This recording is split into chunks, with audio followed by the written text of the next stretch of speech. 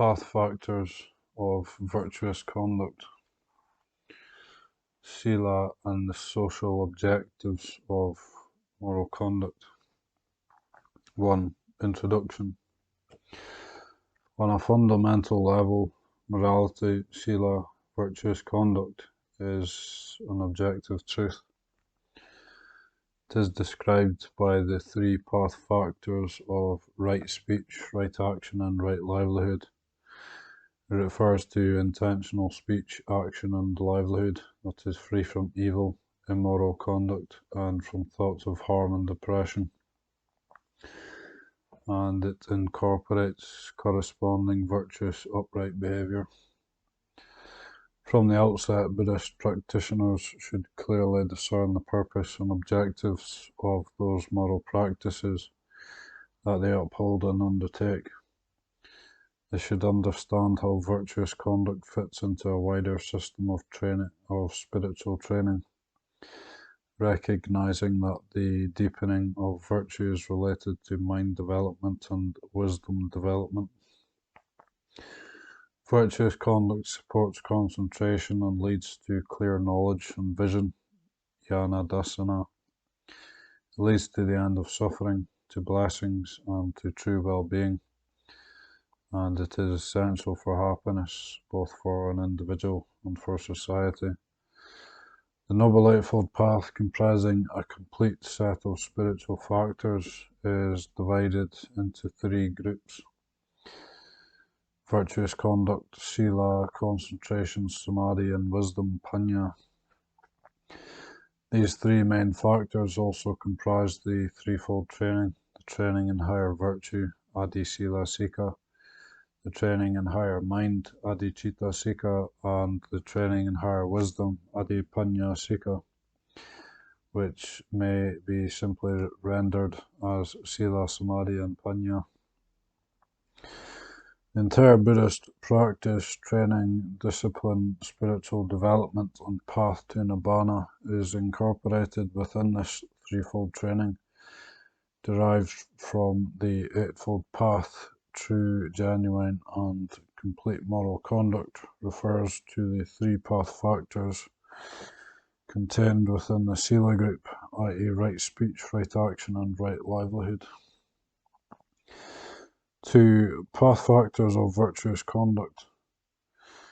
The section of the Eightfold Path on virtuous conduct, sila, contains three factors: right speech, sama vacha, right action, sama kamanta, and right livelihood, sama jiva. Here is an example of how these three factors are defined in the scriptures. 1. And what monks is right speech? This is called right speech. 1. To abstain from false speech, musawada veramani. 2. To abstain from divisive speech, Pisunaya Vachaya Veramani. 3. To abstain from harsh speech, Parusa Vachaya Veramani. 4. To abstain from idle chatter, Sampapalapa Veramani. 2. And what monks is right action? This is called right action. 1. To abstain from killing living beings, Pannati Pata Veramani. 2. To abstain from taking what is not freely given, Adina Dana Veramani. 3. To abstain from sexual misconduct, Kame Srumicha Chara Veramani. 3. And what monks is right livelihood? This is called right livelihood. Here, a noble disciple, having abandoned wrong livelihood, earns his living by right livelihood. There are also definitions for these three factors, distinguishing between the mundane level and the transcendent. The definitions for the mundane level are the same as those above. The definitions for the transcendent are as follows. 1.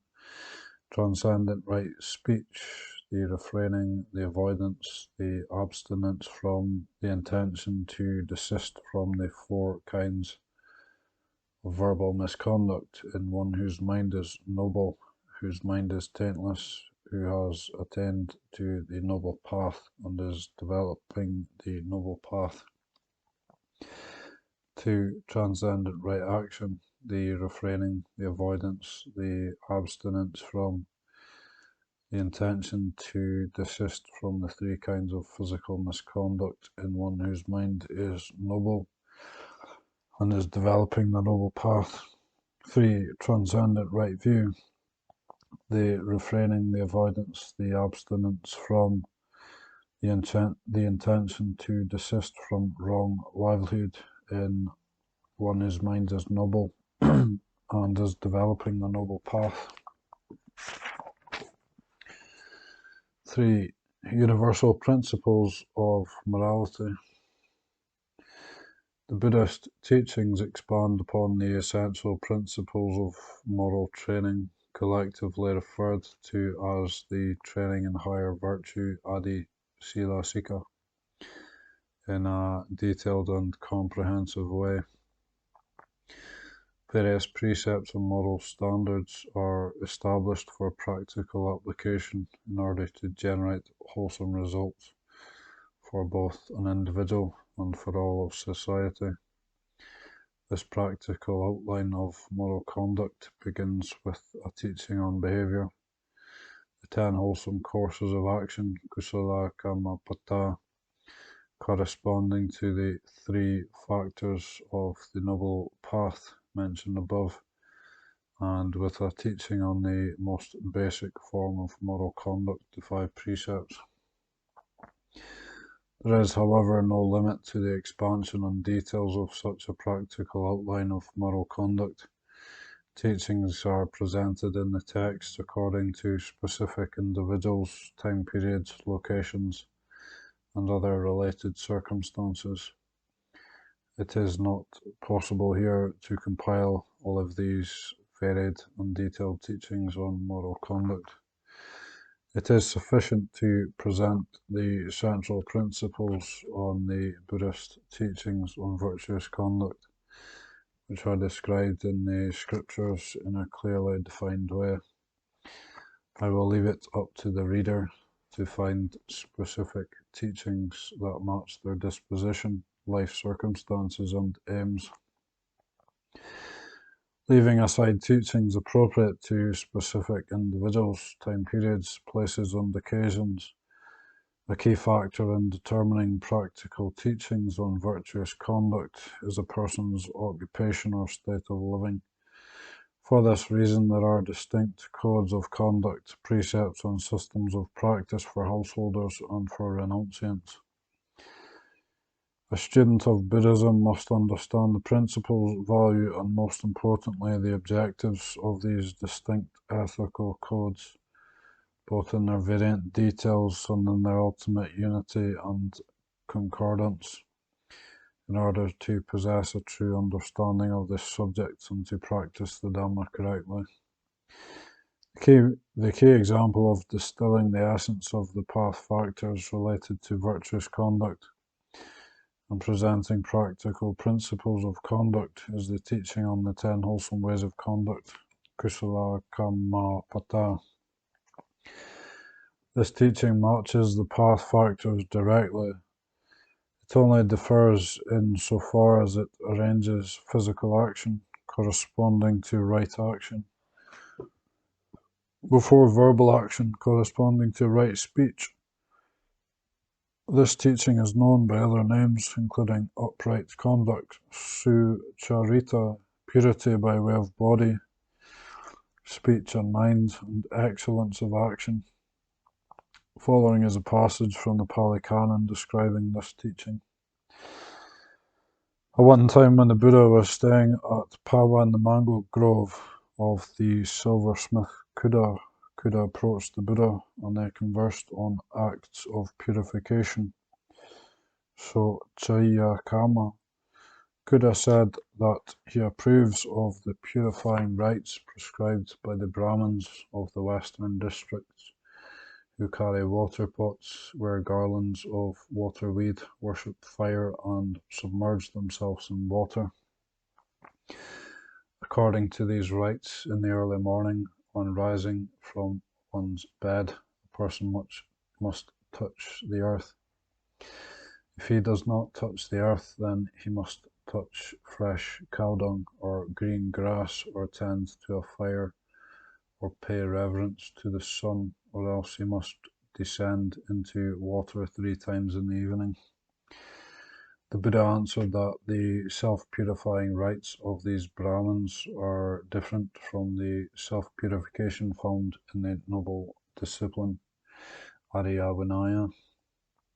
People who engage in the 10 unwholesome courses of action, killing living beings, stealing, etc., the opposite factors to the 10 wholesome courses of action, are impure in body, speech, and mind.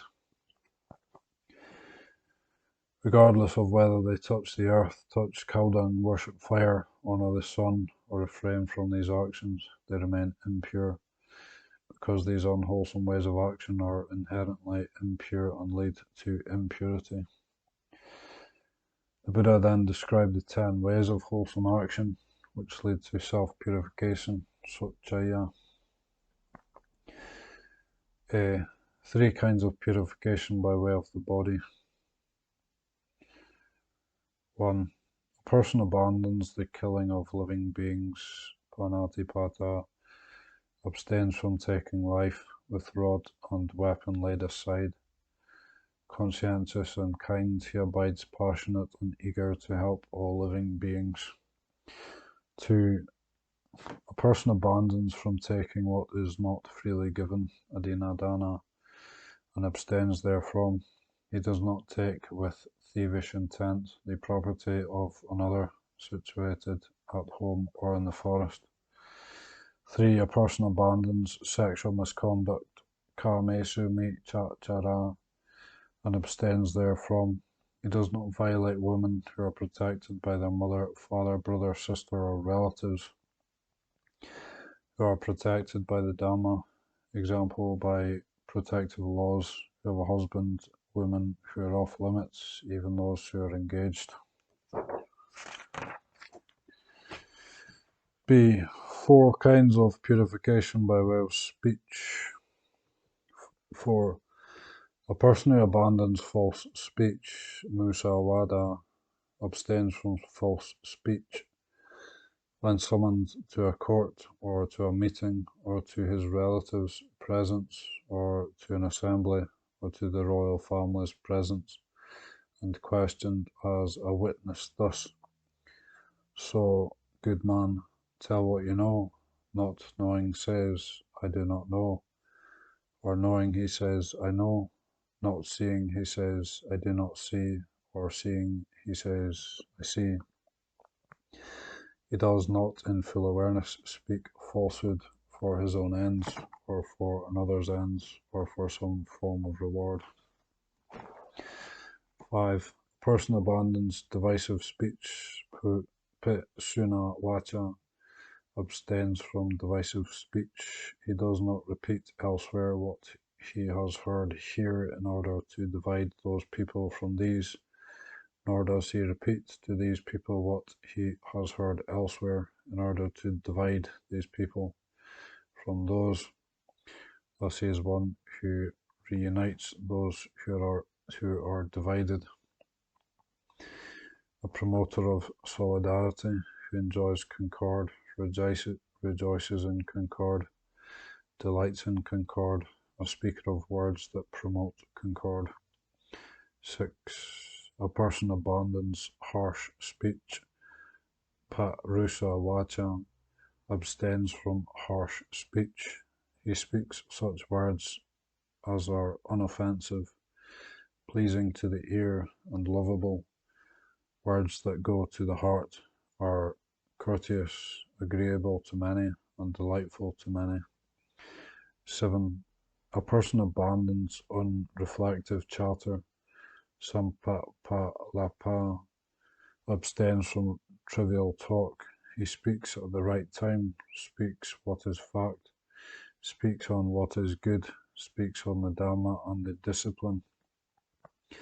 At the right time he speaks such words as can be substantiated, relevant, moderate, and beneficial.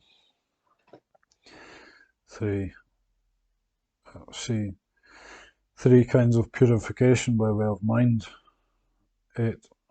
Non-covetousness, anabhija. 9. Non-ill will, abhyapada, the wish for all beings to abide in happiness. And 10. Right view, samadhi. These 3 factors are an extension of the first 2 factors of the Eightfold Path: right view, samadhi, and right intention, sammasankappa.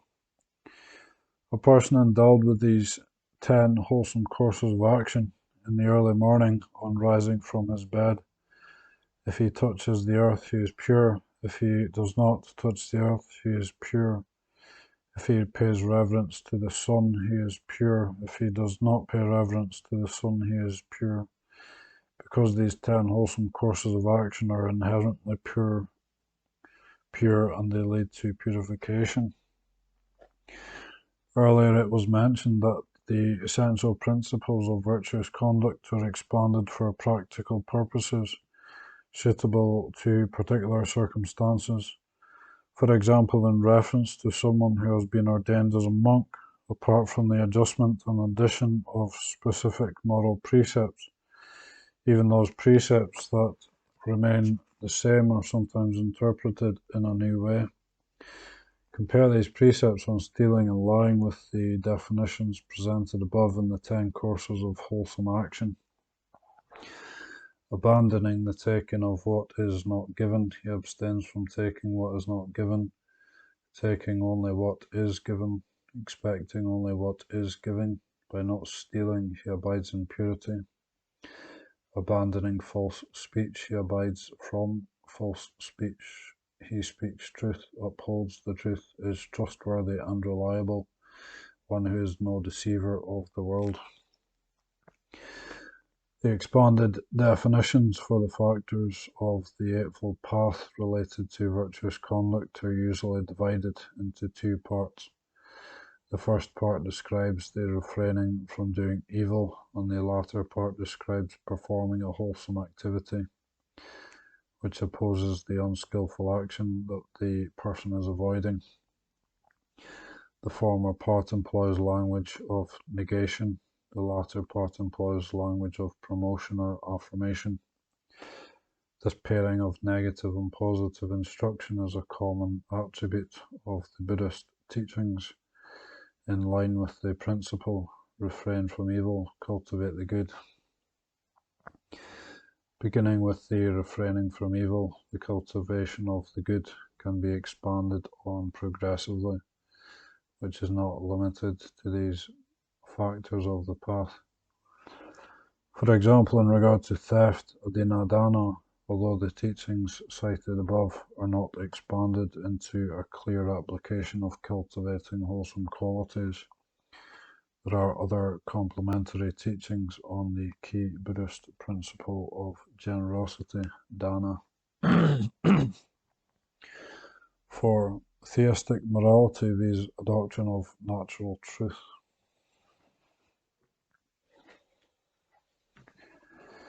Some Western scholars have criticized Buddhism for teaching in an exclusively negative way.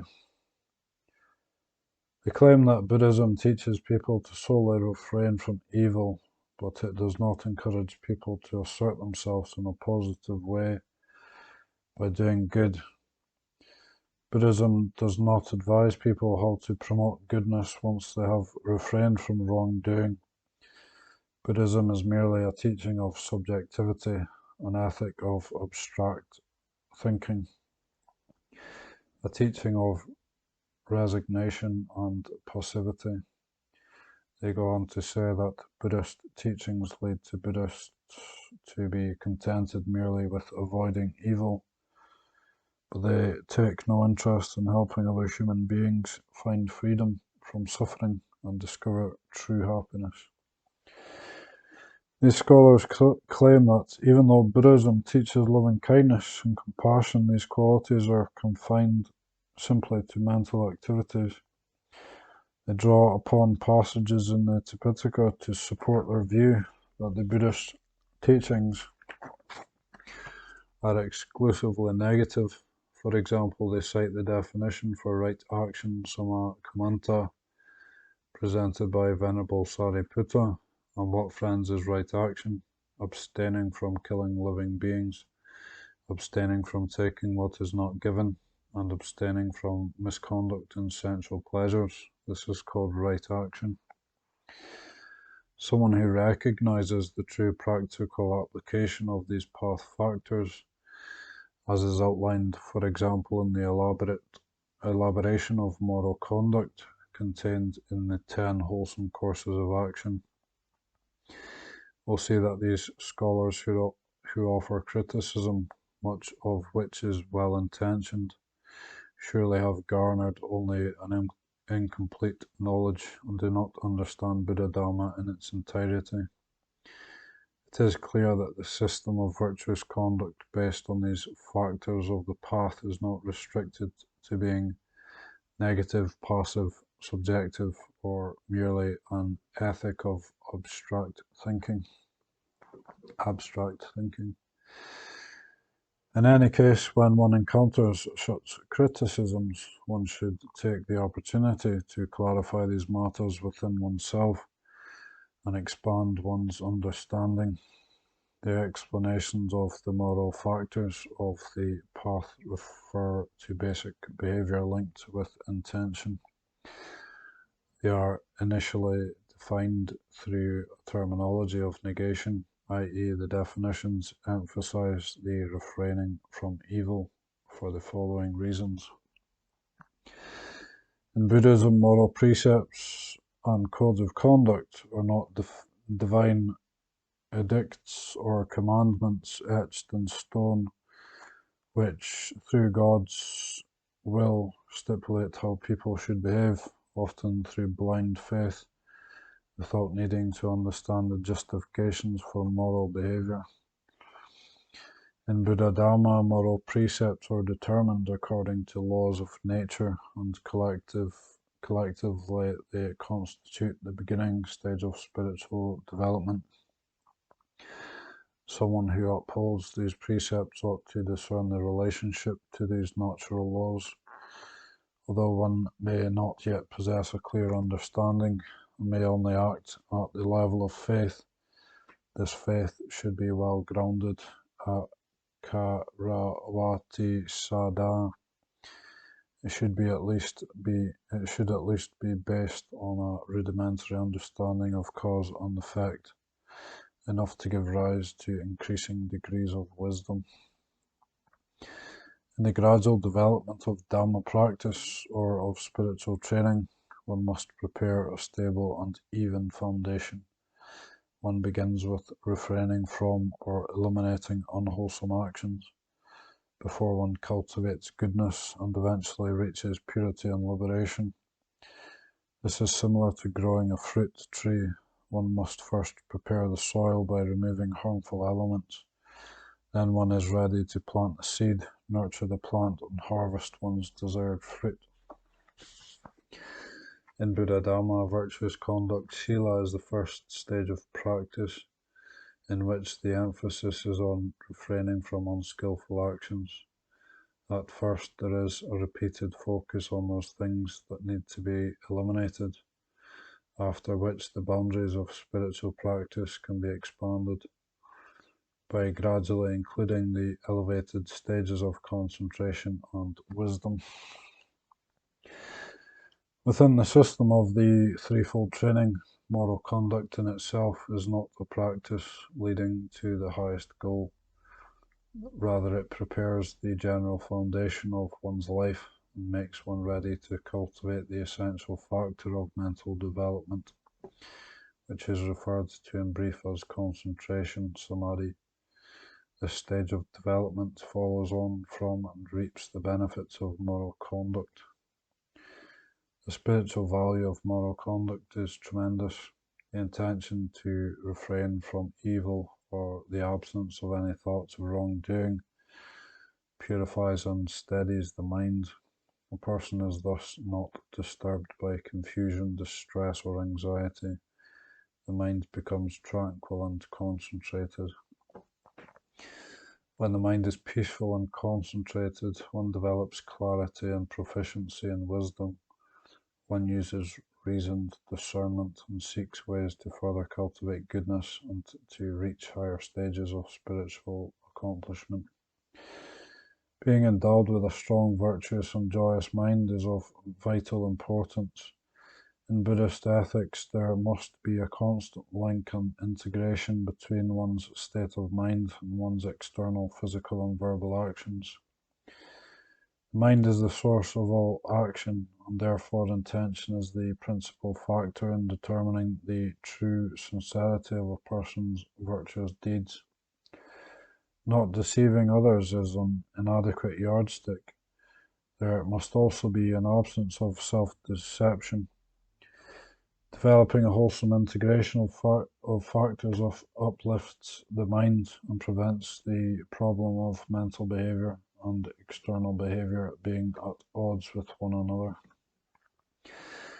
The path factors relate to moral conduct reveal that the most basic form of human responsibility is to take responsibility for one's own mind, to guard against all thoughts of harming or violating others.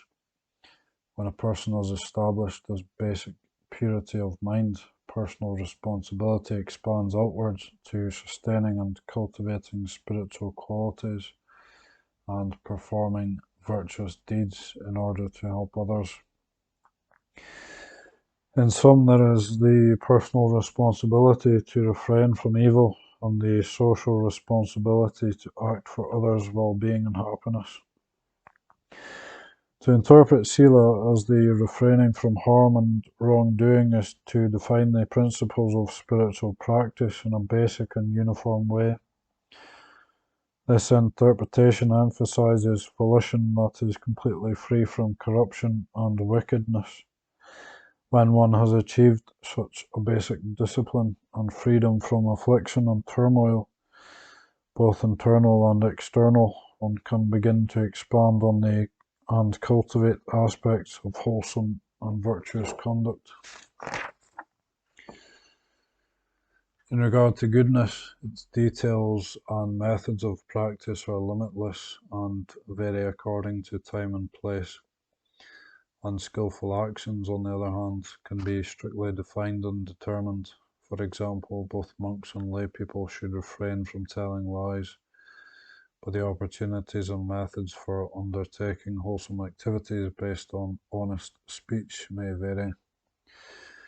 The all-inclusive principles of behavior thus specify the refraining from basic forms of wrongdoing. The details and methods of cultivating goodness are matters of practical application, depending on a person's life circumstances.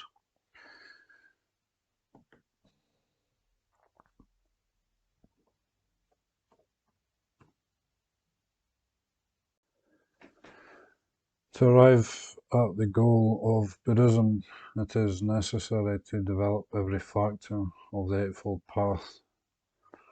Therefore, each path factor must be an all-inclusive principle which every person is able to follow and practice, not limited to a person's social standing, time period, location, or specific surrounding conditions. This is clearly evident in the domain of moral conduct. For example, to abstain from taking what is not freely given is something that every person can do, but the offering of gifts depends on other factors, like having something to give, having a recipient, and having a worthy recipient.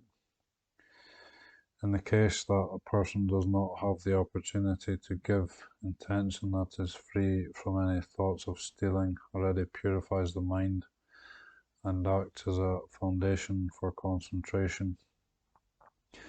If one has the opportunity to give, however, this giving will increase one's virtue and prevent the mental stain of being uncaring or possessive.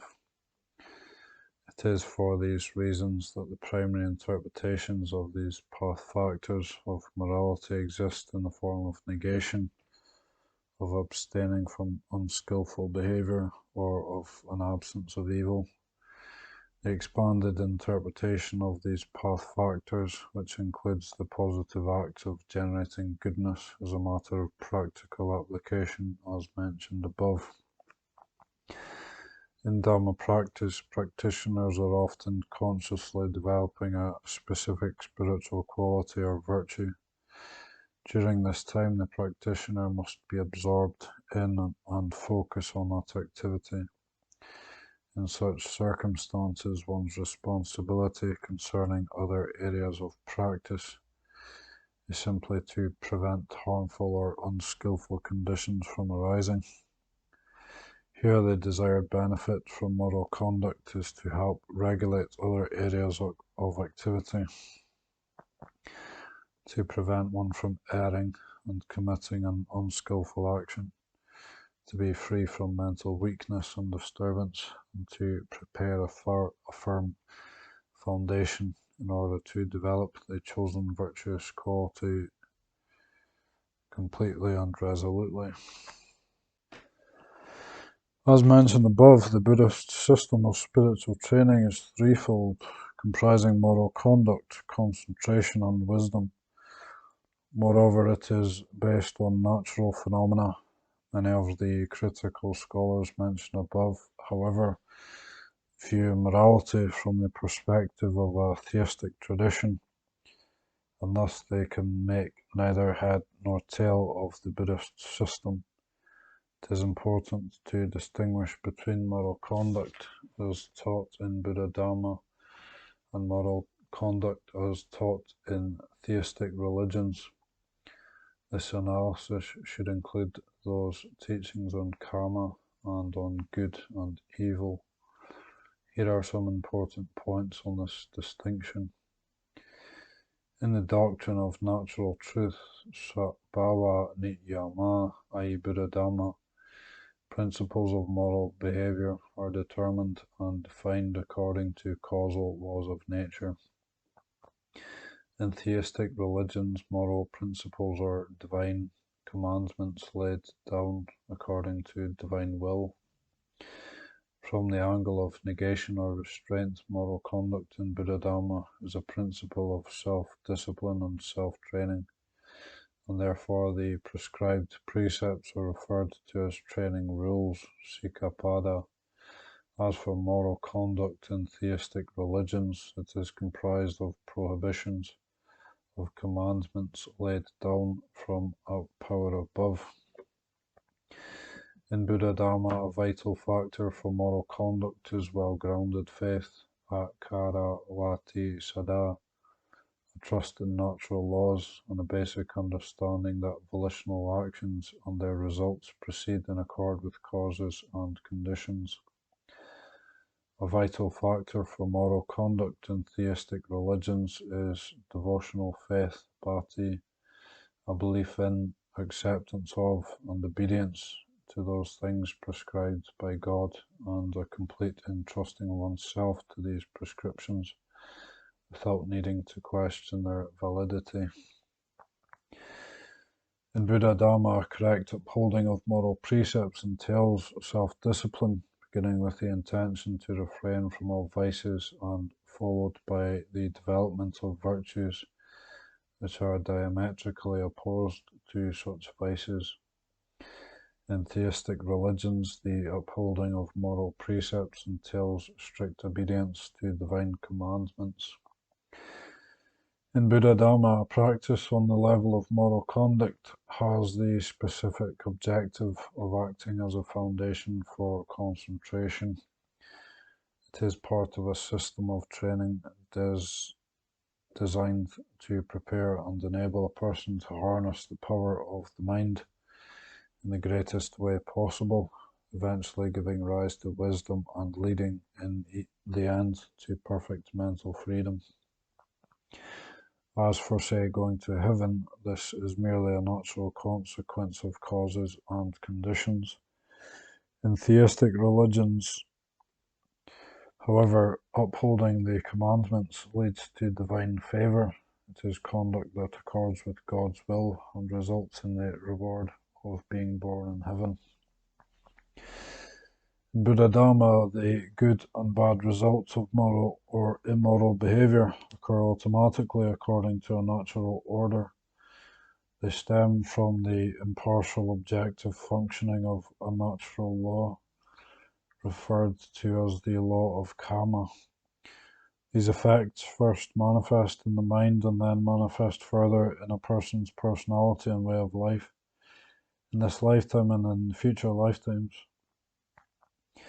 In theistic religions, the good and bad results of keeping or transgressing divine commandments are a matter of reward and retribution. The reward of obedience is going to heaven, the punishment for transgression is going to hell.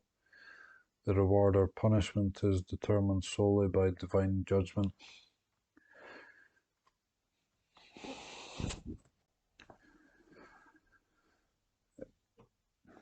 In regard to good and evil, Buddha Dharma teaches that moral virtue protects, enhances, purifies, and elevates the mind, and it is thus referred to as punya, merit, meritorious.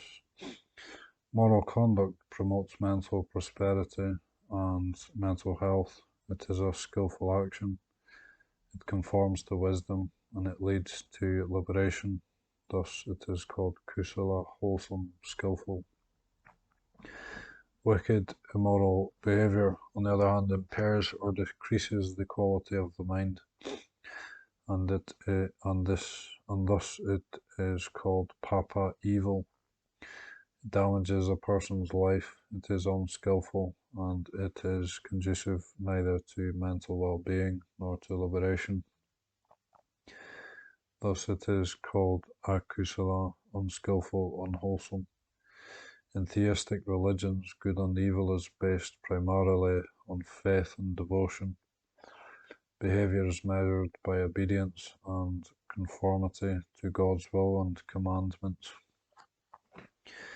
Evil in particular is interpreted as behavior opposing or transgressing the will of God, commonly called sin. In Buddha Dharma, it is imperative that teachings on morality be based on reason. For Dharma practitioners only conduct themselves correctly when they understand how the system of ethics is connected to the law of causality. The prevailing morality of theistic religions is based on divine proclamations and divine decree, which is comprised of disparate rules and precepts. Although these rules may be compiled into an ethical code, they are not part of an integrated system, because a follower of such religion requires only enough understanding to determine what rules have been laid down. It is not necessary to understand the entire system or the relationship to other factors, because the larger design exists in God's all-knowing wisdom. Followers ought not to doubt, but rather they should surrender themselves and follow obediently. The Buddhist system of ethics is comprised of objective and universal principles. It is determined according to laws of nature. Here ethics refers to the essence of sila as the aspects of truth dealing with the good and evil. It is not referring to sila as a prescribed code of discipline, vinaya, which involves forms of correction and punishment within a social setting. In theistic religions, ethical principles tend to be determined according to divine will. The code of ethics resembles a prescribed code of discipline, vinaya, or a legal code, because God is both the enactor of these laws and the judge. Buddha Dharma teaches that specific volitional actions have specific effects on a person's mind, behavior, disposition, and personality. In this context, it is invalid to set limitations or qualifications on such effects of volitional action. For example, by claiming that a particular group of people has an advantage, or to use personal approval as the criterion for truth. It is invalid to make the following claims: only members of this specific religion are compassionate and good, but members of other religions, although they may express compassion, are not truly good. Killing people of this religion is a sin, but killing people of other religions is not a sin. Only virtuous people of this religion can go to heaven, while people of other religions, regardless of how they behave, are infidels and are destined for hell. Killing animals is not a sin, because animals are intended as food for humans. Are we not food for lions and tigers?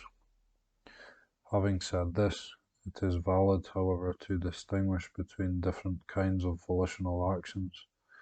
For instance, by observing how various degrees of unskillful behavior affect the functioning of the mind. Because moral conduct is based on objective principles and determined according to natural laws, Buddhist practitioners require courage and honesty to acknowledge and face the truth.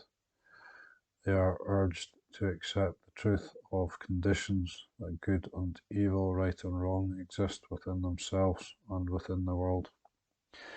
Whether people practice accordingly or not, and to what extent they practice, is another matter. People need to acknowledge whether they are acting in conformity with these natural laws or not. They should not consider an evil deed as good simply because it accords with their desires. The validity of natural laws governing human behavior does not depend on people's desires. If one is about to perform an action that results in falling into hell, it is better to acknowledge that this action is bad, and that one is still willing to suffer the consequences, than to delude oneself into thinking that one is doing nothing wrong. Admittedly, there are some benefits or advantages to an ethics based on divine mandate. It cuts off the need to debate whether an action is correct or incorrect, true or false. Unquestioned belief and devotional faith often generate ardent effort and quick results in spiritual practice. But it also tends to create problems. Example, problems about what should be done in order to instill faith in people, especially in this age of reason. Problems about how to live at peace with other people who do not share one's beliefs. The problem of how to sustain faith, and a diminished opportunity for people to exercise their wisdom faculty freely. Some of these problems can be overlooked if one is content for human society to be split into divergent groups. Ordinary people tend to find the moral system based on faith and devotion more accessible, and this kind of moral system does a good job at regulating ordinary people's behavior. Even among many Buddhists, the understanding of sila in relation to good and evil harbors beliefs that resemble those of theistic religions. For example, to view ethics as a set of prohibitions, but with only an obscure idea of who prohibits, as opposed to theistic doctrines, which clearly state that God prohibits, and to view the results of good and evil as a form of reward or punishment.